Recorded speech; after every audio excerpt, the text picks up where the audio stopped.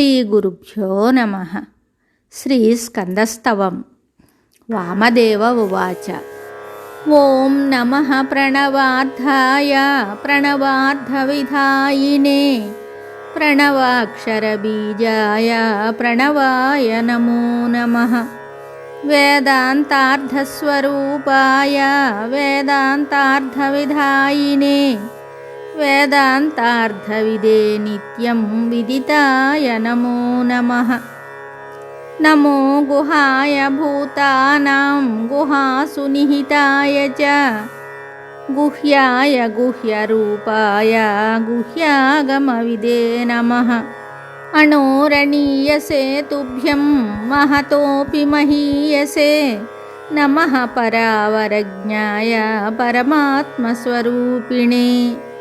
స్కందాయ స్కందరూపాయ మిహిరారుణతేజసే నమో మందారమాలోద్యన్ముకుటాదిభృతే సదా. శివశిష్యాయ పుత్రాయ శివస్య శివదాయినే శివప్రియాయ శివయోరానందనిధయే నమః. గాంగేయాయ నమస్తుభ్యం కార్తికేయాయ ధీమతే ఉమాపుత్రాయ మహతే శరకాననశాయినే. షడక్షరశరీరాయ షడ్విదార్థవిధాయినే షడద్వాతీతరూపాయ షణ్ముఖాయ నమో నమః. ద్వాదశాయతనేత్రాయ ద్వాదశోద్యతబాహవే ద్వాదశాయుధధారాయ ద్వాదశాత్మన్నమోऽस्तुते.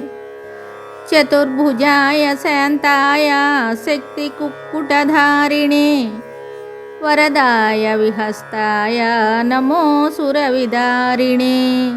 గజావల్లీ కుచాలిప్త కుంకుమాంకితవక్షసే నమో గజాననానందమహిమానందితాత్మనే.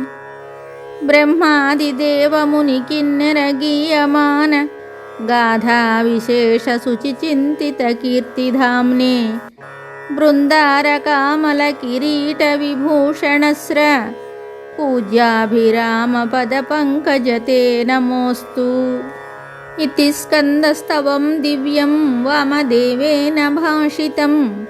యః పఠేత్ శృణుయాద్వాపి స యాతి పరమాం గతిం. మహాప్రజ్ఞాకరం హ్యేతశ్చివభక్తివివర్ధనం ఆయురారోగ్యధనకృత్ సర్వకామప్రదం సదా.